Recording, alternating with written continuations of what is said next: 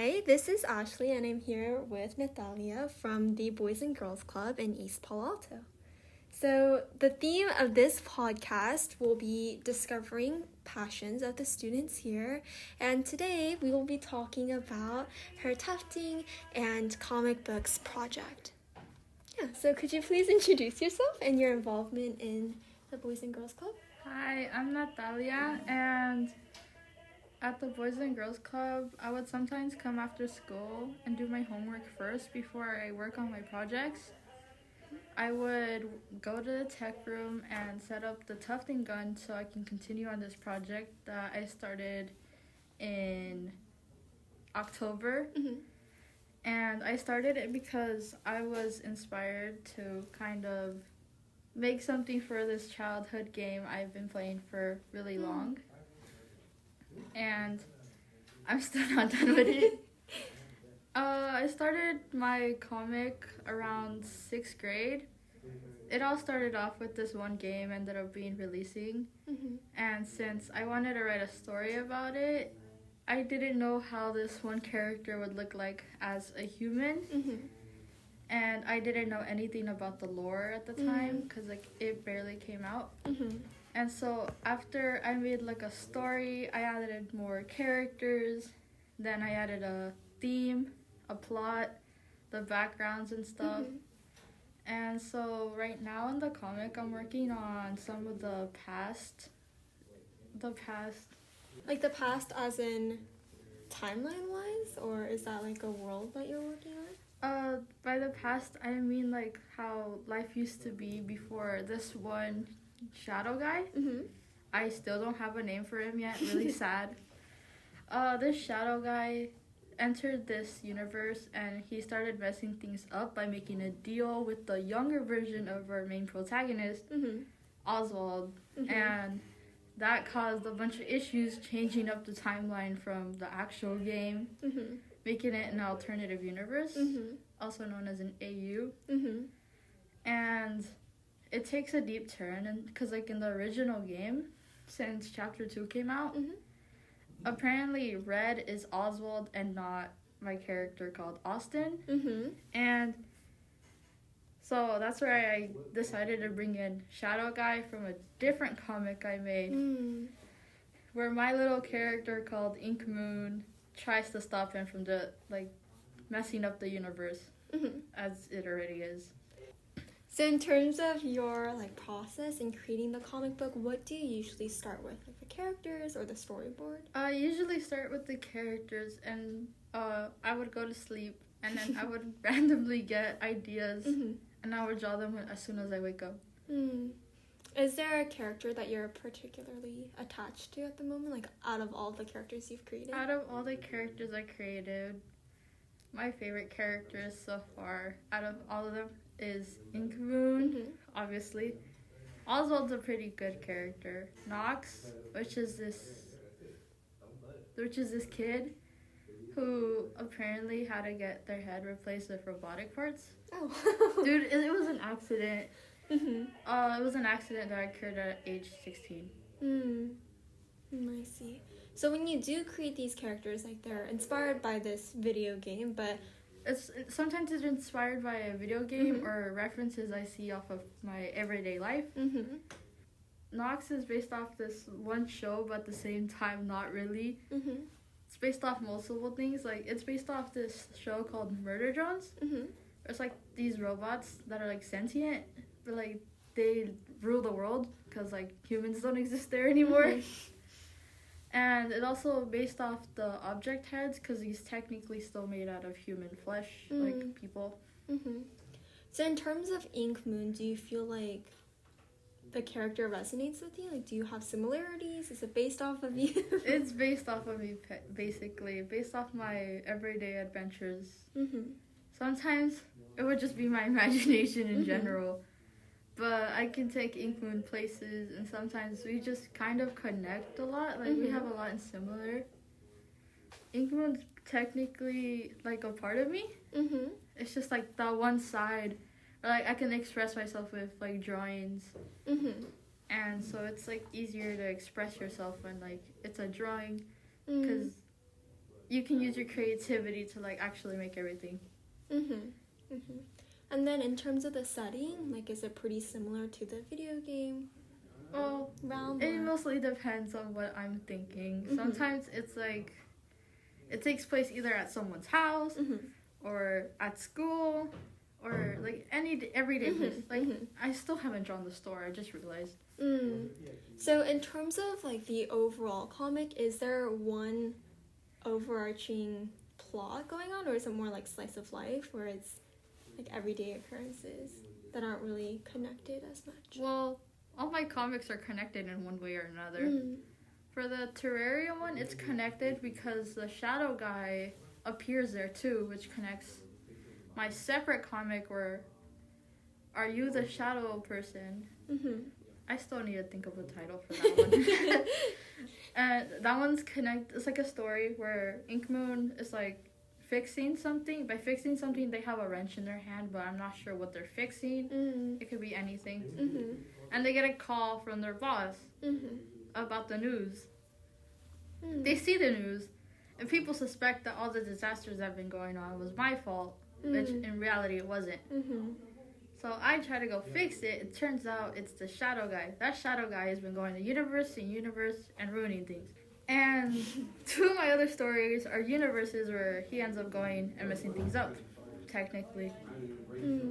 So Terraria is the most recent comic you've been working on? No, it's not. It's not. That one's the first-ish one I've ever made. Okay. I see. I've made older ones. I don't know where they went, though. They're like based off another game. I wanted to write down the whole lore, so I wrote this. Well, it was a comic. It's like a flip book clip comic, where it was like Purple Guy, where he was destroying the animatronics, and then the animatronics started to get revenge on him, and it goes to Five Nights at Freddy's 3, and then 4, and then 5, and it keeps going. I see.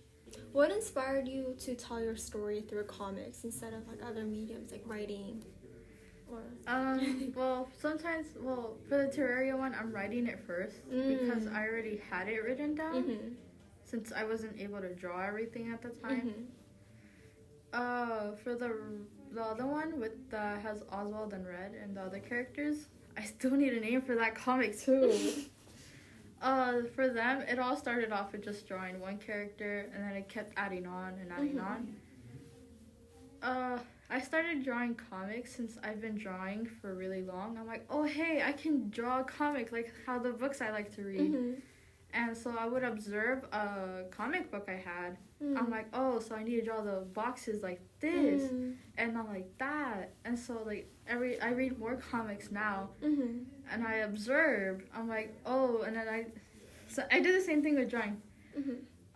Sometimes when I'm looking through Pinterest or something that has like art stuff, I would mostly look for references, for like face references, so I could add emotion, and same thing with the poses.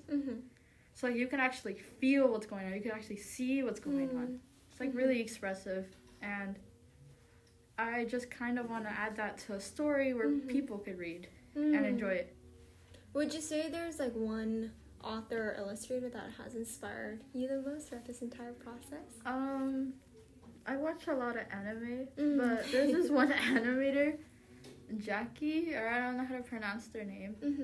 They're an animator of X-Tale, also known as Underverse. They've inspired my work a lot since I love their art style, and it's like really detailed, and like you can see the little smiley skeletons and all their emotions, but like they're still smiling, which just makes it like, oh my god, you can actually see the emotions, which is pretty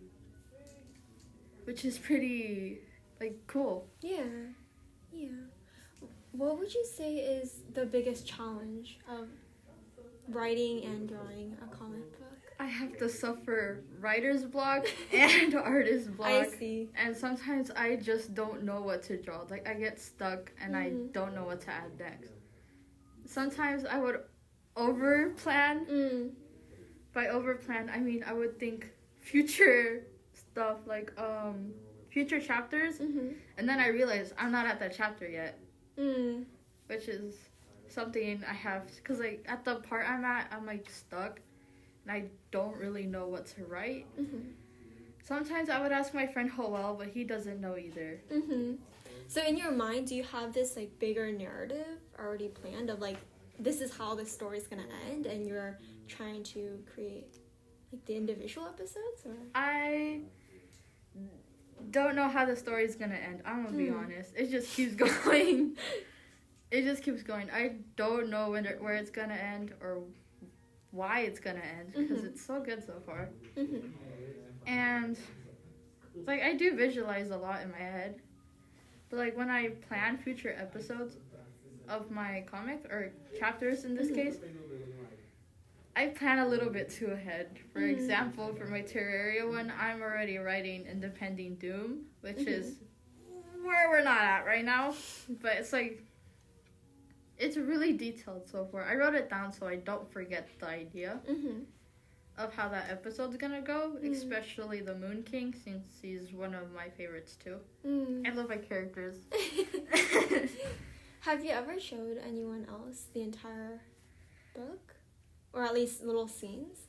I have. I share with my brother scenes, and I also share ideas with him of future episodes or chapters. And he either approves or disapproves and says I could do this or this, so it can like still be in that area. He's younger than me apparently, and yeah, he's really helpful. He's a really loving person. Do you plan on sharing this with the rest of the world, like through publishing, or is this something that you would like to keep more personal? So, well, it depends on the comic.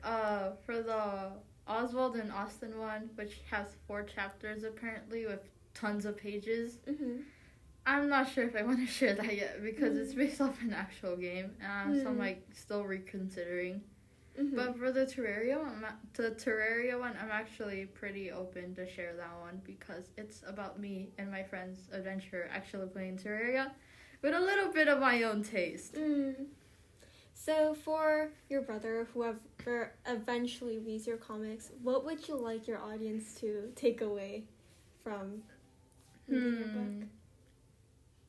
Or is there like a message that you're trying to... I know it's like a lot more personal because it comes from your daily life, but would you say there's some kind of message? Or well, it depends. For the Terraria one, it just depends. Like, cause there's like a lot of times where I kept dying and I got really stressful.